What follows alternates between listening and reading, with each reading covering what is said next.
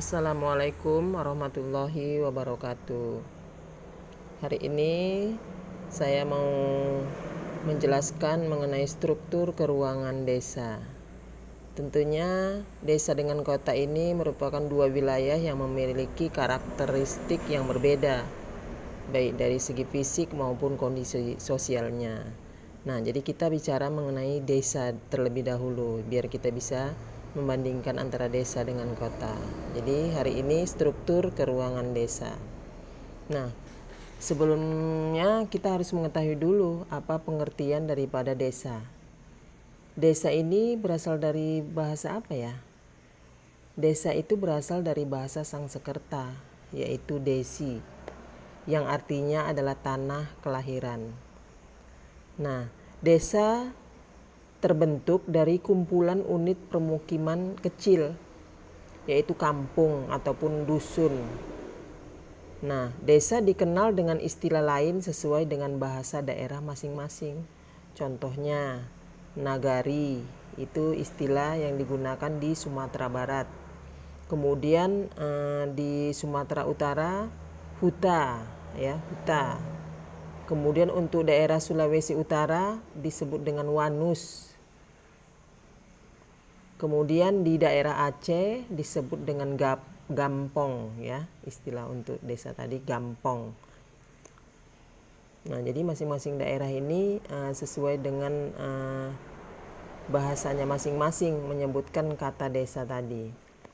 Nah, pengertian desa itu ada beberapa pendapat, ya, yang menjelaskan mengenai pengertian desa. Yang pertama sekali saya mau menjelaskan mengenai desa menurut Undang-Undang Republik Indonesia Nomor 6 Tahun 2014 tentang desa. Desa adalah kesatuan masyarakat hukum yang memiliki batas wilayah yang berwenang untuk mengatur dan mengurus urusan pemerintahan, kepentingan masyarakat setempat berdasarkan prakarsa masyarakat, hak asal-usul, dan atau hak tradisional yang diakui dan dihormati dalam sistem pemerintahan negara Kesatuan Republik Indonesia. Kalau menurut Paul H. Landis, nah desa itu berbeda lagi. Dia mengatakan bahwa desa adalah suatu wilayah yang penduduknya berjumlah kurang dari 2.500 jiwa dengan ciri-ciri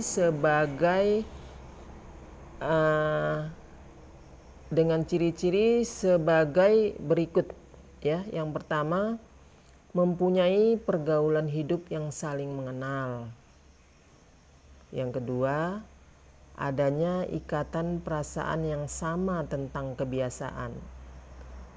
Yang ketiga, cara berusaha bersifat agraris dan sangat dipengaruhi oleh faktor-faktor alam seperti iklim, topografi, dan sumber daya alam. Selanjutnya, menurut si Sutarjo Kartodikusuma,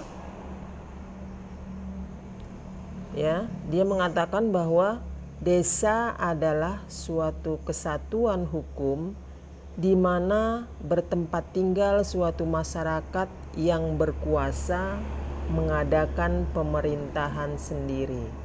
Itu menurut si Sutarjo Kartodikusuma. Selanjutnya ada lagi menurut R. Bintarto.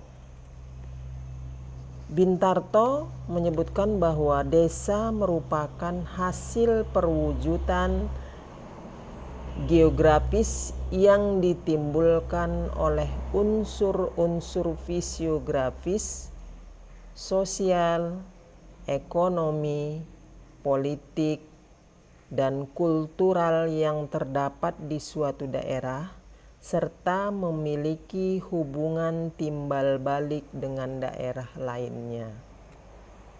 Nah, jadi banyak lagi sebenarnya pendapat yang mengatakan desa itu seperti apa. Saya di sini hanya mengambil 4 ya contoh pengertian daripada desa. Selanjutnya kita masuk ke unsur-unsur desa. Sebuah desa memiliki 3 unsur pokok, yaitu yang pertama wilayah. Wilayah atau daerah merupakan tempat bagi manusia untuk dapat melakukan berbagai aktivitas, baik sosial, ekonomi, maupun budaya. Nah, pemilihan daerah ataupun wilayah sebagai tempat berbagai aktivitas tersebut sangat dipengaruhi oleh banyak faktor, seperti iklim, topografi, keadaan tanah, dan air. Nah, hal inilah yang menyebabkan perbedaan kondisi fisik antar wilayah, menyebabkan terjadinya perbedaan perkembangan wilayah. Contohnya daerah yang relatif datar dan terletak di dekat daerah perkotaan, ini akan berkembang lebih cepat daripada daerah pegunungan yang jauh dari daerah perkotaan. Nah, yang kedua, unsur desa itu harus memenuhi adanya penduduk. Penduduk di sini tentunya manusia ya. Nah, penduduk merupakan salah satu unsur penting dalam suatu wilayah. Di dalam upaya pengembangan wilayah, penduduk akan bertindak sebagai tenaga kerja, perencana, atau pelaksana. Nah, jadi sekaligus yang akan memanfaatkan segala potensi yang ada. Nah, yang berkaitan dengan kependudukan itu sendiri dalam suatu wilayah antara lain jumlahnya, bagaimana pertumbuhannya, kepadatan penduduknya, persebarannya, mata pencahariannya. Nah, ini akan berpengaruh terhadap pola penggunaan lahan yang ada di daerah pedesaan tersebut. Nah, selanjutnya yang ketiga, ya, unsur wilayah tersebut adalah perilaku. Perilaku kehidupan masyarakat pedesaan meliputi pola tata pergaulan dan ikatan-ikatan yang melatar belakangi masyarakat desa. Perilaku masyarakat desa ditunjukkan oleh adanya ikatan antar warga yang sangat erat. Hal ini dapat dilihat dengan adanya sikap gotong royong yang mengutamakan kepentingan bersama daripada kepentingan pribadi. Nah, jadi gotong royong itu sendiri merupakan contoh perilaku masyarakat desa yang paling khas, ya. Gotong royong. Oke. Nah, itulah unsur-unsur dari desa. Selanjutnya ciri-ciri desa, ya. Ciri-ciri daripada desa.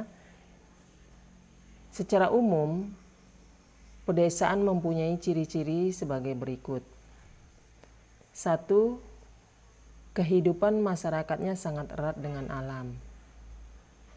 Yang kedua, pertanian sangat bergantung pada musim.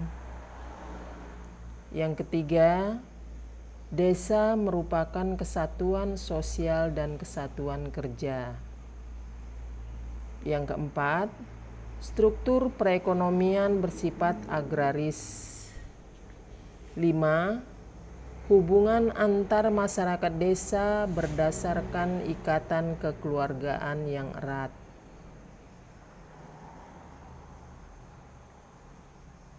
Kemudian yang kelima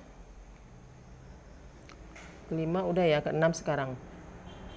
Perkembangan sosial relatif lambat, ya. Selanjutnya yang ketujuh, sosial kontrol ditentukan oleh moral dan hukum informal. Kedelapan, norma agama dan hukum adat masih kuat. Selanjutnya, ciri-ciri desa menurut Dirjen Pembangunan Desa. Wilayah pedesaan memiliki ciri-ciri sebagai berikut. 1. Perbandingan tanah dengan manusia atau man-land ratio yang besar. Ya, perbedaan tanah dengan manusia ini sangat berbeda. Tentunya lebih luas wilayahnya dibandingkan dengan jumlah manusianya yang lebih sedikit.